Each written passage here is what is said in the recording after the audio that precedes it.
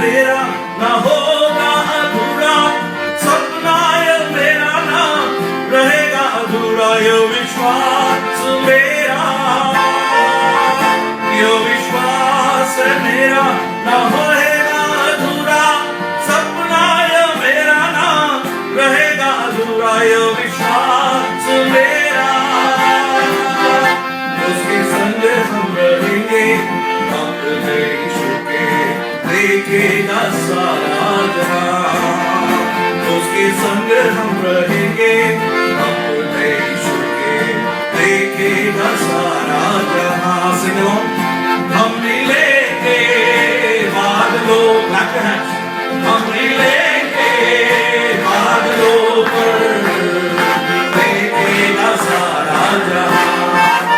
परमेश्वर के धन्य नाम की महिमा हो। प्रभात मनन के आज का स्पेशल एपिसोड में आप सभी का स्वागत बहुत ही विनम्रता के साथ करता हूं।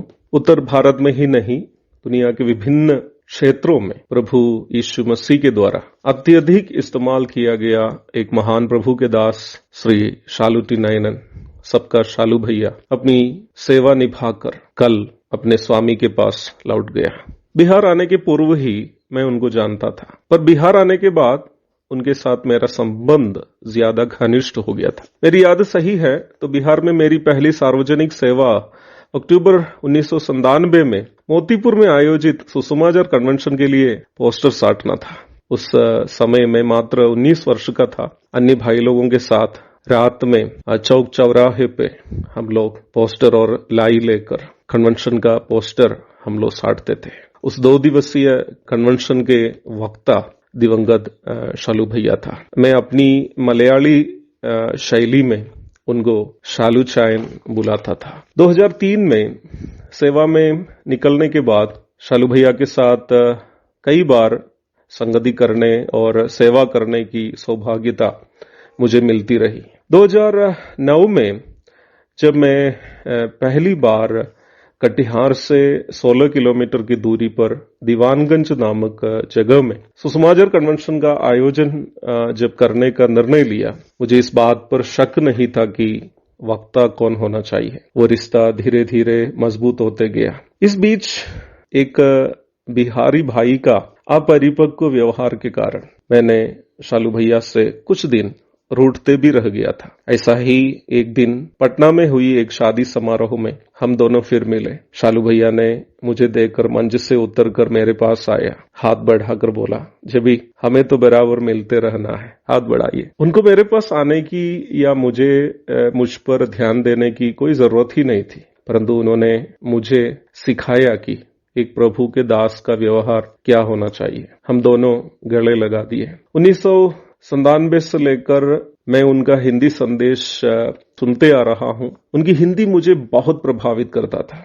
मैं उनकी शैली अपनाने की कोशिश कभी नहीं किया, परंतु हिंदी भाषा को इतना सुंदर तरीके से वह जो इस्तेमाल करते थे वो मुझे बहुत अधिक प्रभावित करता था। प्रभात मनन के प्रारंभिक समय से उनके प्रस्थान के दिन तक इस सेवगाई का वो सदस्य रहा। प्रभात मनन ग्रुप 1 का सम्मानीय सदस्यों में से एक रहा शालू भैया। मैं ये नहीं सोचता हूं कि वो प्रभात मनन में मुझसे वचन सीखने के लिए रहा, परंतु वो इसलिए रहे होंगे कि उनकी उपस्थिति अगर मुझे प्रोत्साहन का कारण बने तो अच्छा होगा सोचकर वो ग्रुप में रहे होंगे। 2020 अक्टूबर में गोरखपुर में एक सुषमाचार सभा में शालू भैया के साथ संदेश देने के लिए चुना गया दूसरा वक्ता वो लड़का था जो 1997 में उन्हीं की सभा के पोस्टर साटने के लिए सड़क में रात में घूमता फिरता था। परंतु लॉकडाउन के कारण उस सभा नहीं हुई। शालू भैया के साथ मंच पर संदेश देने का मेरा सपना अभी सपना ही रह जाएंगे। मेरी तबीयत खराब होने की बात सुनकर 3 दिन पूर्व उन्होंने मुझे फोन किया, प्रोत्साहन की बातें कही, हिम्मत नहीं हारने के लिए कहा। अंत में लगभग 5 मिनट तक मेरे लिए प्रार्थना की। अब ये विश्वास नहीं हो रहा है कि उन्होंने अपनी सेवा पूरी करके महिमा में प्रवेश किया है, परंतु हमें इस सच्चाई का सामना करना ही पड़ेगा। यद्यपि हम में से जितने शालू भैया को जानते हैं इस बात पर दुखी है ही कि वो जल्द स्वर्गवास के लिए प्रस्थान किए, पर ना ही शालू भैया ना प्रभु अवश्य इस बात में दुखी नहीं होंगे, क्योंकि एक भक्त की सबसे बड़ी आशा अपना प्रभु को मिलना है। वैसा ही प्रभु भी इस बात पर खुशी ही होंगे कि अपना बेटा अपने पास जल्दी पहुंच गया। परंतु मेरे जैसे सुसमाचार प्रचारक डरने वाली एक अन्य बात है। एक और प्रभु के दास जो प्रभु का संदेश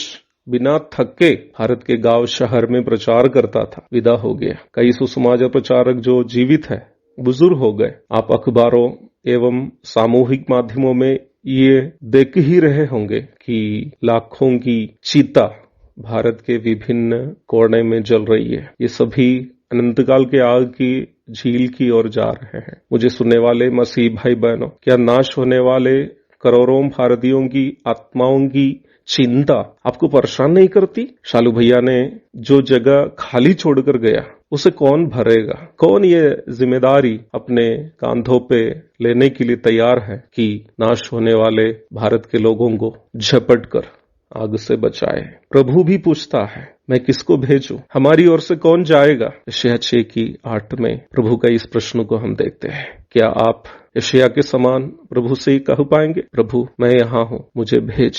प्रभु आपकी आवाज का इंतजार कर रहे हैं।